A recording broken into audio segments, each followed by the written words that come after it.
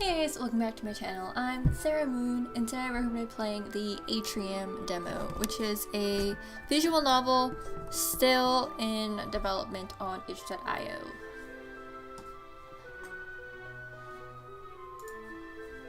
Thursday. Damn it, I'm late again. If only the professor didn't make me stay after class to talk about my next paper. Ugh. On Thursday afternoon, after my last class of the day, I sprint towards the local supermarket with a completed application form in hand. I'm heading towards my fourth and last job interview of the week, and seeing how the previous ones had gone, this is probably my last chance to find a job anywhere close to my university. All three fast food restaurants I applied at earlier this week rejected me on the spot, and none of the on-campus businesses I inquired at last week would even consider granting me an interview. Sadly enough, it wasn't because I was often late to the interviews, though I doubt any of my potential employers were impressed by my untimeliness. My most fundamental problem is an unerasable part of my record: the fact that I was fired from my previous job. At this rate, I really don't think I can make it on time. I'm so tired, I can't run much further. But this is really my last chance. No, I can't feel sorry for myself. I have to do this if I don't want to be unemployed for the rest of the semester. Maybe if I take a shortcut here. I take off into a small street I've never gone through before. How did I end up in this situation anyway? Frankly, it's probably due to a combination of unfortunate circumstances and my unfortunate ways of dealing with them. I guess right now is as good a time as any to introduce myself. My name is Amaranth Dubois, or Amy for short. I'm a second-year student in university and I haven't quite figured out what I want to study. At the moment, I have no idea what I want to do for the rest of my life. If I don't find a job soon, I won't even know what to do from day to day. This sounds like a very common problem.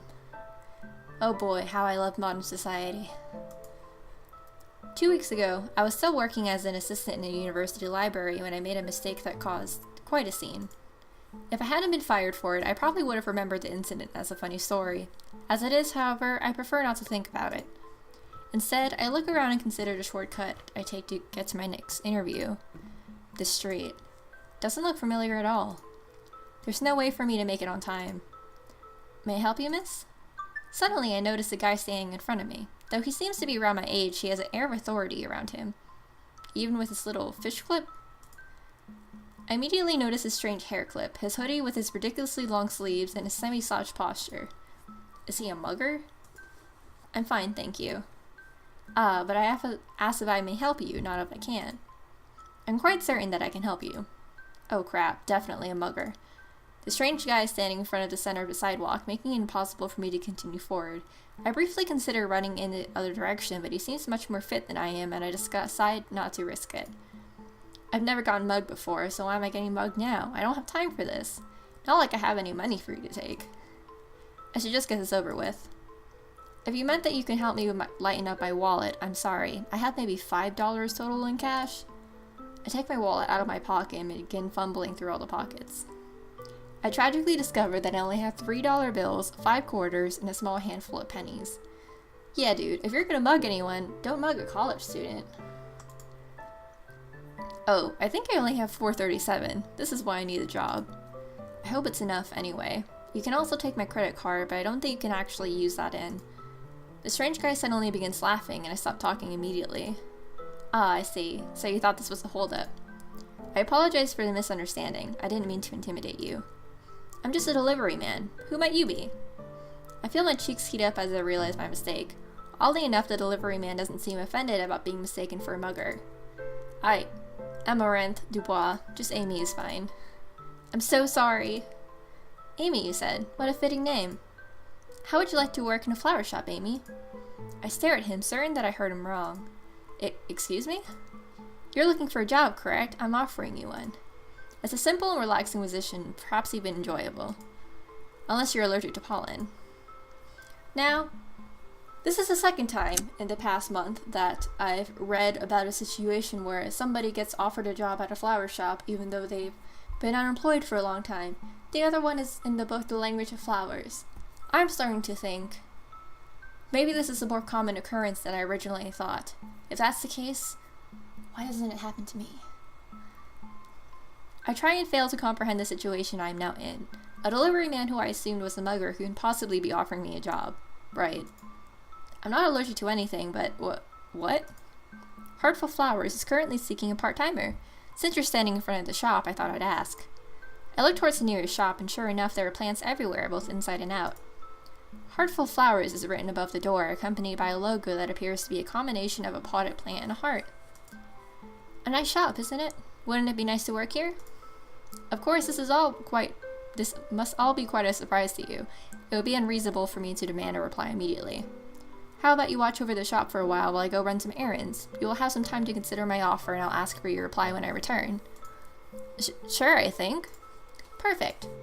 Please sit at the counter and serve any customers to enter the store. There shouldn't be any, as it's Thursday, but one must always be prepared. Wait, customer service, Before I can protest, I'm ushered into the flower shop.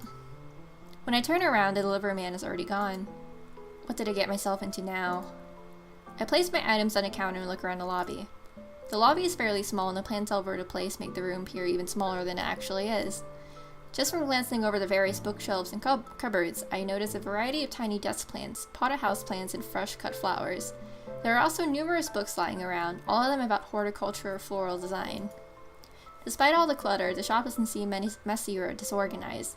Rather, the shop has a cozy atmosphere. I imagine that any customer walking through the door would feel welcomed and at ease. Even though I'm not particularly interested in flower shops, I find myself relaxing as I admire the plants in the room. A floral arrangement in the fridge catches my eye, and I approach it to take a better look. Wow, this arrangement is beautiful. There are so many types of flowers, and the colors are dazzling. There are so many roses, and this must symbolize love. If someone gave this to me as a gift, I think my heart would burst right out of my chest. Whoever made this must be very considerate and understand love very well. Wait, the hanging flowers. That's a red amaranth, right? Although I know the names of very few flowers, I am fairly familiar with amaranth. After all, I was named after it. I take a good, long look at the hanging red flowers, and sure enough, it is amaranth. I didn't know amaranth could bloom this late into autumn. I was almost sure it was a summer flower. Ah, it's so pretty. It's my favorite color, too. Actually, this can make a perfect phone background. I hope photography is allowed in the store. I take out my phone and quickly snap a photo of the arrangement. After applying a filter to the photo, I set as my new phone background. Perfect. I wonder who arranged these flowers. The delivery man didn't seem like the type of person who would make floral arrangements. He said he's just a delivery man anyway. I slip my phone back into my pocket and begin searching for this business card, informational brochure, anything that might tell me more about the shop or the florist who works here. Strangely, I find nothing whatsoever. Nothing in the shop has a Heartful Flowers logo on it, much less any information about who works here. Maybe the shop is new and hasn't made any promotional materials? I wonder if it has a website. I sit down in the chair behind the counter and take my phone out again. Searching for Heartful Flowers.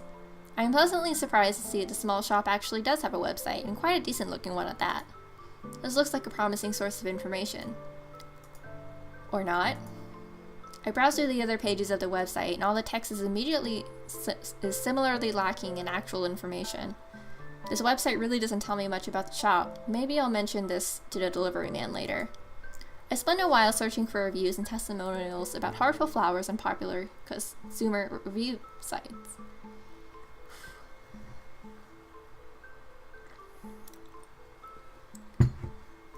I'm disappointed to find that even those comments are vague and informative. It seems that the flower shop owner is very well liked and respected by his customers, though it's unclear what exactly he does that earns him this esteem. The more comments I read, the more curious I am about the man who works in the shop.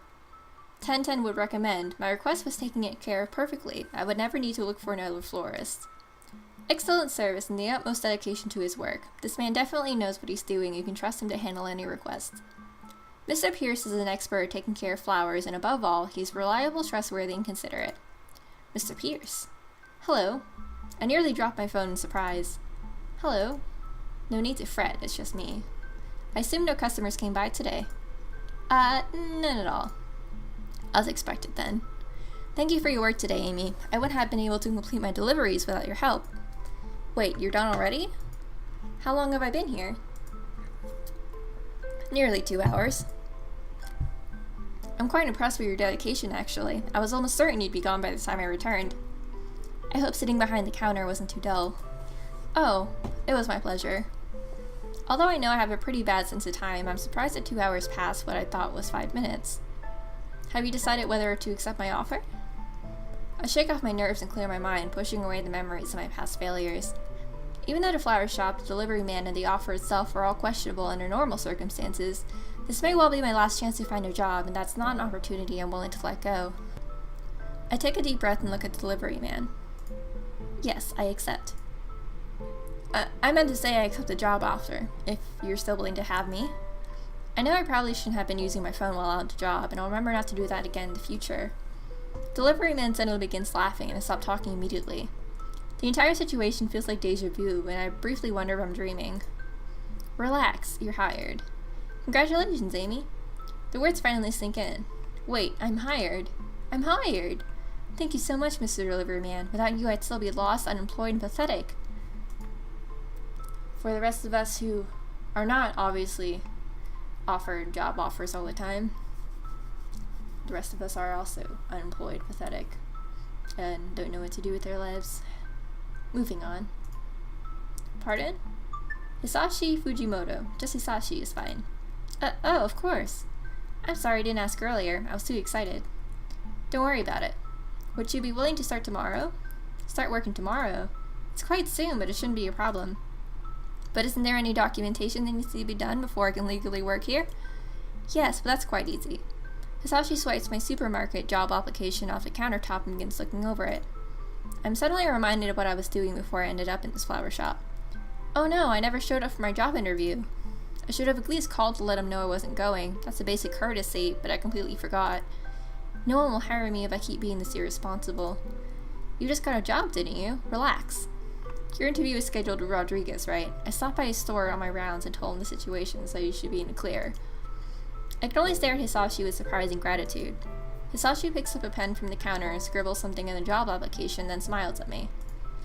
2 hours per afternoon every weekday at $15 per hour. Does that sound alright to you?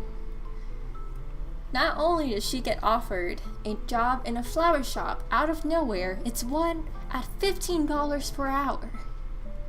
15. I'm surely living a fantasy in this game. 15 as a starting salary for a university student? I mean, yes, thank you so much. Perfect, see you tomorrow then, same time as today. I'll prepare the other documents and you can sign them next week. I pick up my purse and nod at Hisashi. Thank you, we'll see you tomorrow. As I skip homeward, I wonder how in the world I was lucky enough to get this job. Okay guys, I'm gonna stop this here so it doesn't get too long. We'll do Friday in the next one. I really like the art style of this Trium game so far, and I am curious to see how this all plays into the story. I didn't read too much on whether or not this is a romance game, but I was still curious. So we will see. Thank you so much for watching this. If you like this, go ahead and leave a like. If you want any more content on Otome games, other games, walkthroughs, or reviews, go ahead and subscribe to my channel to join the Moon Cult. And if you want to follow any of my social media, all that is down below as always. I'll see you in the next one. Bye.